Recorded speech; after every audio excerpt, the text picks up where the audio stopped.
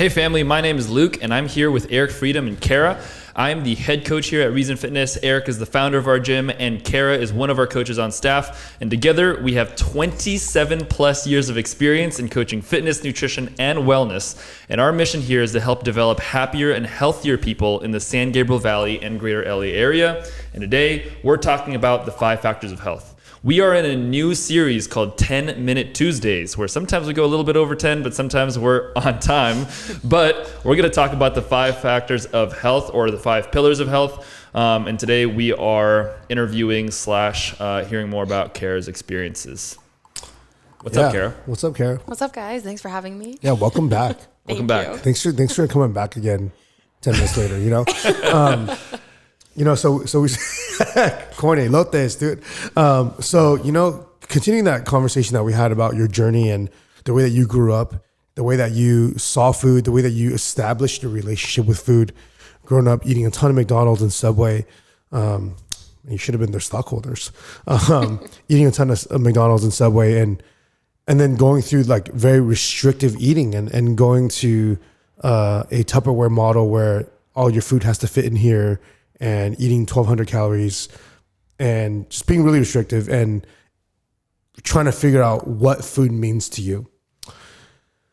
You know, what are some of the, that sounds like that was really challenging, but what are some of the biggest challenges you face when it comes to maintaining a healthy diet? And how have you overcome it? Yeah, I think for me, some of the challenges that I face even today, right? Mm-hmm.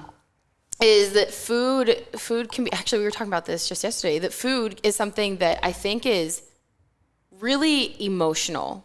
And it doesn't have to be emotional. It shouldn't be emotional, right? It's one of those things where if something was going bad, I think back to a couple of years ago, like if something was going bad, I would turn to food. If something was going good, I would turn to food. Like if I was excited about something, food. Like it's that one constant in your life that you always have access to. And it's really easy to overcomplicate it. And so I think now that I'm in a space where I feel very confident in what I eat and what I'm choosing to eat and how I fuel myself, I think that the one thing that I still can sometimes fall into is wanting to overcomplicate it. Yeah. Right? Mm-hmm. And just being so elaborate with what I'm trying to eat, when in reality, like, I know what makes me feel good at this point because I've gone through a couple years of trial and error and figuring out what feels good, but still overcomplicating can be one of the challenges that I face. Yeah. That's a good one. Wow. What do you think about food what about food makes it so emotional? I think, like I said, it's one of those things that it is always there. Like, I think that we celebrate, most of our holidays are around what we're eating. Yeah. We have most of our like big conversations with family and friends over food. It's like when you meet up with someone, typically you're eating something. Yeah. Like we really tie it to a lot of, especially growing up, like for me, food was always the thing that we like celebrated with. Like if you do good today, we'll go get ice cream. Like if you got A's on your report card, we go get a donut. I know, like I'm ruining my children right now. Right? Like, I feel so bad as you say that. I'm like, oh crap. Well, but it's so hard to break that cycle. I know, like Krispy Kreme, for example, if you get an A on your report card, you get a box of donuts. No way. Yeah. I did messed up. Yeah. Wow. So it's like you growing up, if you're tying every good thing you do or every bad thing you do to food, it's like, how are we going to break that as adults? Yeah. We've been doing it for me, like 25 plus years. Yeah. Wow. That's, but I think it's important to identify these things, right? Because it's like, I mean, and my parents probably didn't do it intentionally, but it's like they did it probably just to help me celebrate certain things in my life. You know what I'm saying? Like the intention wasn't a poor intention. It wasn't an intention for me to ruin my relationship with food as an adult, but I think it's more so like, how do I celebrate my son, or how do I celebrate his accomplishments? And because food is so closely tied to emotion, or it makes us feel a certain way, makes us feel good, then that's what it is. But then also, if you frame it only that way for the rest of your life or during your upbringing, I feel like it can have pretty big detriments later on. But I was gonna say, for you, Kara, like, do you feel like that's something that you have, like, what do you feel like is maybe like one small tip that you can give that you have personally experienced to overcome that? Yeah, I think this is totally something that just works for me. Like, we are all different, but I think that if I get into a period where I'm noticing that I'm going to use the word binge because truly, like, I have binged in the past. I know what it's like. Can you define binging?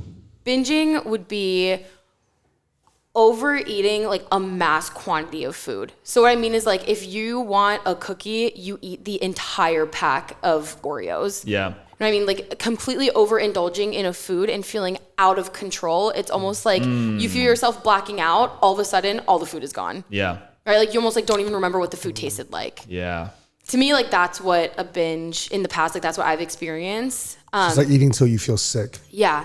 Yeah. And just having no control over Like no what you're awareness having. even. Mm-hmm. I see. Yeah. And so I think that if I feel myself feeling that way about a particular kind of food, I will incorporate it into every day in a smaller quantity until I don't want it anymore. So for example, if I get like a pack of cookies, there were these like, cookies that I found at the store a couple of months ago, and I had them on a weekend, and like I overindulged in them, and then I kept craving them the following days, and so I would just have like one or two every night after I ate dinner, and then one day I was just like, I don't want them anymore.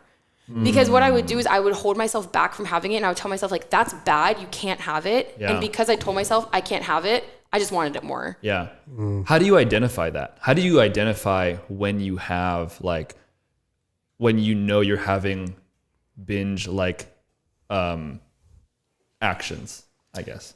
Yeah, I think for me it comes down to just like the quantity of the item that I'm eating. So if I sit down and I eat like 7 or 8 cookies, I'm like, this is turning into a binge. Like I feel out of control around the food. And I think for me, I've had a lot of experiences in the past where I have had like binge eating episodes, and I know personally what it feels like because I've been through it. Yeah. And so I can kind of feel like how my body's feeling whenever I want to go into one. I'm curious what triggers something like that. Like, so I know restriction is one thing, right? It's like, because I've coached a lot of people that, I restricted and I just thought about it like for so many weeks, right? But I've also coached people where, to the point where, and I've been in these spaces myself where I haven't craved anything quote unquote bad, processed, ultra sweet, ultra savory on one extreme for months. And I know that comes from just what I'm eating every day from a macro and micronutrient perspective. It's because it's just my diet has been really complete. Mm-hmm. My nutrient timing has been good. So when I eat has been on point. What I'm eating is enough. Mm-hmm. Yeah. And everything's kind of just fine. And I don't really crave any of those things. But I do know that when, for example, if I'm like, when I've been on diets where they were too restrictive. So, RIP old Eric when I used to do this, but there was a season when I first started working at 24 Hour Fitness, and it's weird because I think even as a trainer, I was experimenting back then, but all of my coworkers were bodybuilders at 24 Hour Fitness. So this is like 2009, right? So they're all bodybuilders, and bodybuilders on paper like look really good, right? They look amazing. They look like really, really fit people, but most of them, no disrespect, perform like junk, right? Like they can't run, it's like they do cardio to burn fat. Like everything's like to look a certain way. Yeah. But I felt very self-conscious when I first started working. Everybody was like super vascular, and a lot of the trainers were like really shredded, and so I thought, oh man, I need to get more lean, and with no end goal. So I started doing a 1,500 calorie a day diet for a short season, and I lost a tremendous amount of weight very quickly, like 15 pounds within maybe a 2-month period. But I know I had lost muscle and fat. But I remember during that season, my relationship with food was really messed up, because what I would do is I would eat like super caloric restrictively, and because I'm not eating enough fat, protein, so on, carbohydrates, I'm constantly craving. Yeah. So then all of my trigger foods at the time, which for me, I really only have like one, it's like potato chips, right? So like what I would do is I would go on these binge eating. So mind you, I'm a trainer. So I'm a coach, right? I'm training, I'm teaching other people about fitness. exercise, nutrition, and I'm freaking binge eating myself. Yeah. Right. In secret. Yeah. And because I'm on this 1,500 calorie restrictive diet, and what I would do is when I would binge eat, I would literally start with like, I would go get a bag of potato chips. And then, you know, when you eat really, really salty, your palate is like, it's like overly salted. Then I would go pursue something sweet after. Mm-hmm. And then after I finish something sweet, I go look for something salty again. And I like kind of like go back and forth. And I'm like, oh crap, I just ate 2,000 calories. Like I just ate a total of 2,000 calories today. I went over by 500. And I would get pissed that I went over on the deficit. And then the next day I would be like, should I eat 1,300 or 12 today? As like a way to make up for it. Yeah. And it was just like, I would go through this perpetual cycle of restrictive eating and then binge eating. Yeah. Right. What would trigger these cycles? Or like, what would make you want to binge eat? Yeah. I mean, truly the exact same thing. Like it was restricting Monday through Thursday. And then, and mind you, like a lot of this was happening when I was in college and I was a college athlete, and it's really similar. I felt like there was this image that we had to upkeep because Luke knows about this, like the acro girls on campus were like the strong girls on campus. We were doing these crazy things at our meets, and when we had this like kind of like identity that we needed to uphold. But then I would be binging on Friday, Saturday, Sunday, because I was just truly like starving myself during the week. I mean, I had to have been eating around like 1,000 calories every day because I was trying to quote intermittent fast and make it sound healthy. Oh, yeah.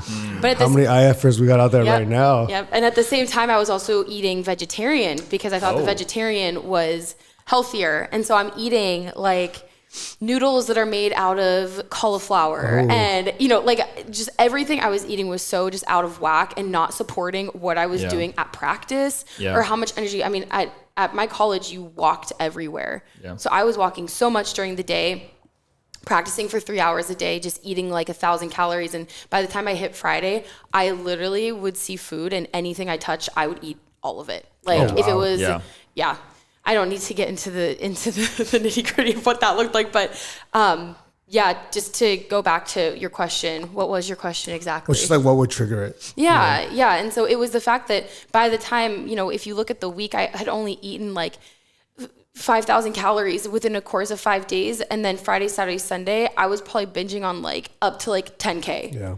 Because I just couldn't control myself. I was so hungry at that point. Yeah. Wow.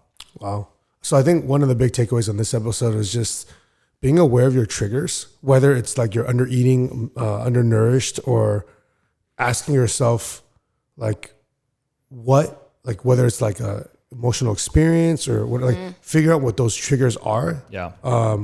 And creating a plan around a healthier approach to not get yourself to that space. Yeah. Of kind of outgrowing that. Yeah. So we'll talk about that in our next episode. Love it. That's 10 Minute Tuesdays. We'll see you guys next time.